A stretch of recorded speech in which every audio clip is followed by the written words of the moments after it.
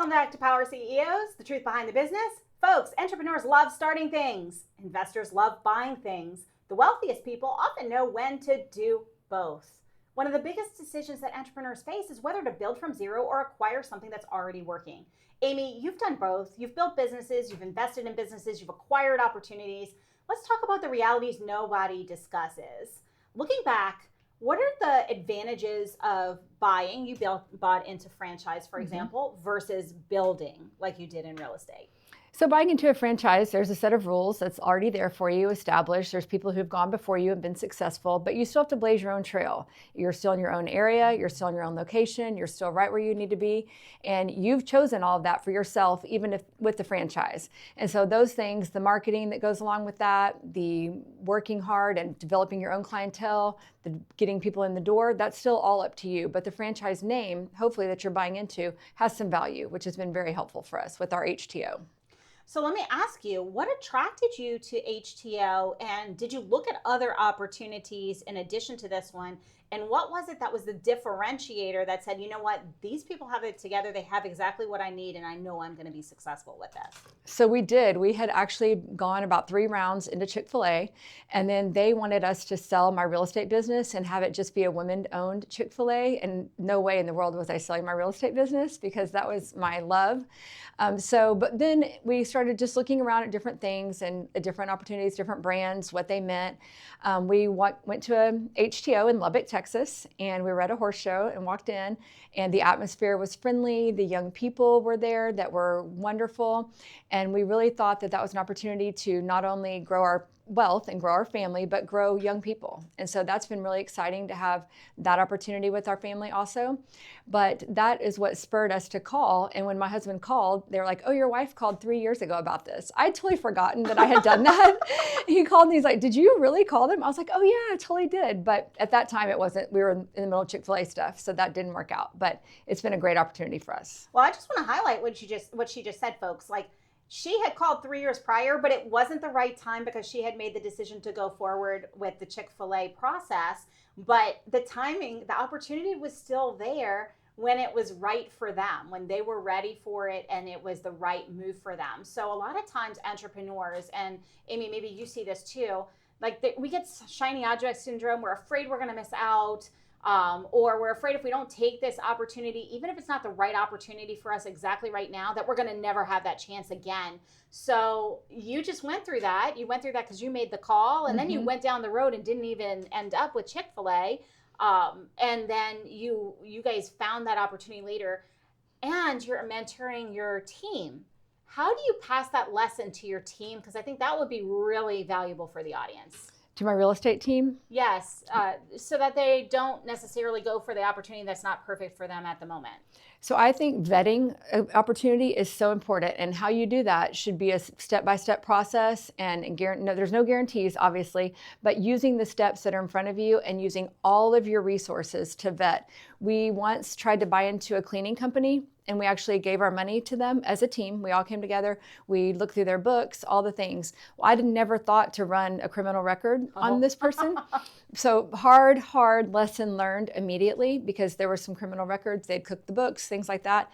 The guilt of that, involving my team over that, was super hard to get over, but great lesson learned. So. Right. I mean, some of our hardest lessons are those, unfortunately. And listen, folks, like, I think that there's a lesson there as well. She still went forward. They came together and they went through the process, and the learning from that, even though maybe you lose money on some opportunities, the learning is really powerful. And in my career, both in sports medicine and in every industry that I've had a business in, and in investing, I've learned more from my failures than I have from my successes. So let's play on that now. So because you went through that process, and you went through that process with your team, if you were to start over today and look at maybe acquiring housekeeping, what would you do differently? How would you do this differently? Would you start it from scratch? Would you build it? Would you buy it? And what would you do differently with your team? I think I would buy it again, because I don't know that business very well. It's not my area of expertise. I would hire a business mentor to help me look through the books and to know more what I'm talking about, since going through P&Ls is not my specialty. I do it, but it's not my area of expertise. And so I would make sure that I had surrounded myself with people who knew exactly what they were looking at. I would obviously run criminal backgrounds, which, lesson learned on that. But just making sure that all the right steps are in place and that I'm surrounding myself with everybody who sits at my table is the smartest person in the room. That's fantastic, and I think it's sage advice. And so let's talk about the hidden challenges of buying a business, because you bought a franchise, and I don't want anybody to think that buying a business is without challenges, because that's absolutely not the case. So what are the hidden challenges of buying in a business as opposed to building one? So I think I can talk about that from both ways. On the real estate end, in our first JV with our title company, it was making sure that I thought everyone would want to perform their best as a part of the JV. And I was shocked to learn that not everybody does. Some people just want to skate, and some people just want to, relax and not do all the hard work. And so that was very surprising to me, that we're all not there for the same common cause and to all make the most money. So that was hard in that one. But in the franchise, I think the hardest part about that is that there are rules in place. And I understand that there are rules in place for a reason. And sometimes we don't understand the reasons. Like with HTO, we have some social media issues that we want more control of our social media, and they're not into that yet. And so hopefully we'll grow towards that. But at the time, I have to understand the reasoning behind why the rules were made. Yeah, and entrepreneurs, like, for the record, we're not meant to follow rules. We're entrepreneurs because we make the rules so that we can break the rules as we grow. So talk to me about the hidden challenges of building a business. What are the things that you wish somebody would have told you before you built your first business? Oof, that's a hard one. For sure, I wish that I had known to slow down, like I mentioned before. I wish that I had learned to surround myself with bigger and better people. I wish that I had had not just a 3-year plan, but a 5-year and a 10-year plan. I've learned to plan way more in advance. I wish that I had learned that when you go to a convention and you learn all these great new fancy things, you don't have to implement them all tomorrow. So I do have a person on my team who always is regulating me, like, slow down, we're going to do one thing at a time, which I'm so appreciative of.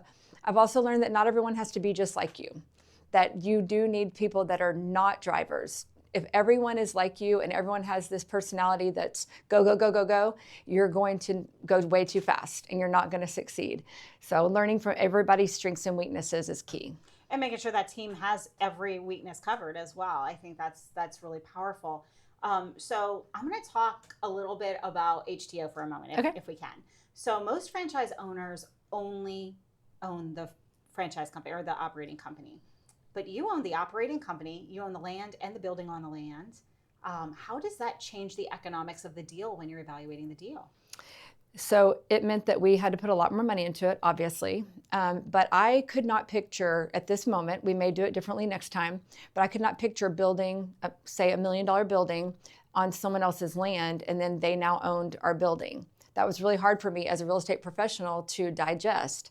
And so if we were going to do it, in my opinion, go big or go home. I mean, let's own the land. let's go all in. And so I'm very thankful that we have a nice size asset now that is in our portfolio, and our, is the note high? Yes. But do I know that we can do it every month? Absolutely. And so the challenges are, you have to get more funding. You have to make sure you're on solid ground when you're moving forward, and that there's monthly dips and highs and lows in revenue, just like every other business. And the interesting part of that is also, you don't have to do just due diligence on the operating company. You have to do due diligence on the real estate as well. Is this real estate that's going to appreciate in value? Is it in a right location? Is it in a location that's going to devalue over time because it's not in the path of progress? So there's an elevated level of due diligence that you had to go through as well, which you're uniquely suited for since you're in real estate already. So folks, actionable takeaways, things that we can think about right now. Before you're buying or building a business, ask, where is the real value? Sometimes the real business sometimes the value is the business, and sometimes it's the real estate, like in the example we just discussed. Sometimes it's the customer base if you're buying. So it's really important you understand what it is that you're doing if you're buying versus building. Where are the pitfalls? Where are the challenges? And that you hire the right mentors. Amy, you've said probably 3 or 4 times already this segment alone, and in the prior as well. Surround yourselves by the people who are going to help you along the way, like the financial, the CPA to help you look at the numbers and make sure you're not going to get into trouble, for example. And so if people are looking for a mentor, in business, what would you be looking for before you go into your next endeavor, if you will? I'm looking for someone who's been there, done that, and not just once, that's someone who's done it multiple times over. I'm looking for somebody who I've seen growth in every time they do a different project. I'm looking for somebody that is calm and collected and can handle all my questions. And I have lots of questions. I'm looking for someone who does the research. You know, even if you're picking a doctor, I like to know the research on that doctor and how many people they've, you know, seen and interviewed and who's used them before. But in the project world, for sure, you want people who also have other facets of business that are not just in one lane, that people who are experienced with all the areas of what you're going into. Absolutely. I couldn't agree more. And I always have several mentors. I generally have between 6 and 7 business mentors at any given time for that reason, because I move fast. Like you, I move fast. I want to be able to take advantage of whatever opportunities are ahead of me, whether it's in the investing world or the active entrepreneurial side of things. And I'm doing that for my clients as well. So I really appreciate that answer. Folks, many entrepreneurs focus on business. The smartest ones focus on the assets behind the business. What does that look like and what are you building towards? Up next, Amy has an unusual vision. She doesn't just want her team to make money. She wants them to become investors. And that changes everything. Stick around. We'll be right back after these messages.